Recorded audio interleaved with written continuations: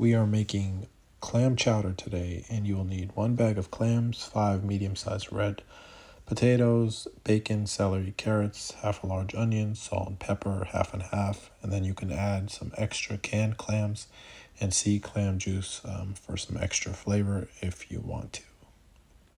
First, you'll need to clean each clam individually, discarding of any open clams, and then let them sit in this cold bath for about 30 minutes. Once you've cleaned your clams thoroughly, you want to brown about 6 pieces of bacon on a medium flame and keeping the fat to the side. Next, remove your bacon and dice up your onion. You want to cook in the bacon fat for about 5 minutes. You want to bring about 2 cups of water to a boil, and then you want to gently place your clams inside of the pot to allow them to cook. Be careful not to break the shells here, so just take your time and go one by one, just like this.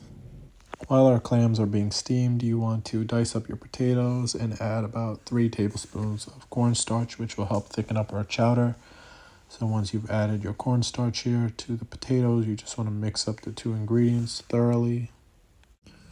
After about 7 minutes, our clams should be cooked, and you want to be careful because they're hot, and you just want to pull out the clams one by one, and you can discard of the shells once you're finished. Just be careful because they are hot, but they should come right off the shell.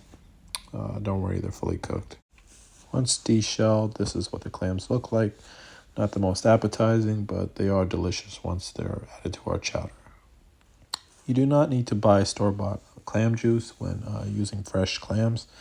You just want to add a paper towel to a sieve to capture the water that has been released from the clams. And we're just looking to catch any leftover sand here, so just carefully feed it through the paper towel, and we should end up with some delicious clam juice. So sand in clam chowder is not ideal, so this is what we were looking to prevent. And as you can see, that's not pepper, that is sand. Next, we want to add our celery and carrots to our clam juice. I forgot to record this, but it's the same process of how we cook the potatoes. You just want to brown them and then add to our pot here. And we're just making sure we get all the last carrots and celery, and just give that a good stir here. Just as so. And then we're going to add the potatoes that we had cooked earlier. And then you also want to give that a good stir as well. You want to bring this to a boil on a high flame, and then once boiling, you want to bring it down to a simmer. To create our roux, you will just need to use 3 tablespoons of cornstarch and 3 tablespoons of olive oil, and whisk up the 2 ingredients until you have this thicker substance. And just keep whisking it, don't let it burn, and then we're just going to add this to our pot in a few minutes. To our pot, I just incorporated our roux, and now I'm going to be adding half a cup of half and half. That's a tongue twister, but you can use whole milk if you're looking to keep the calories in check here, but I think the half and half does add to the texture and flavor. So just give that a good stir, and then as you can see, the color will change to the more traditional looking clam chowder.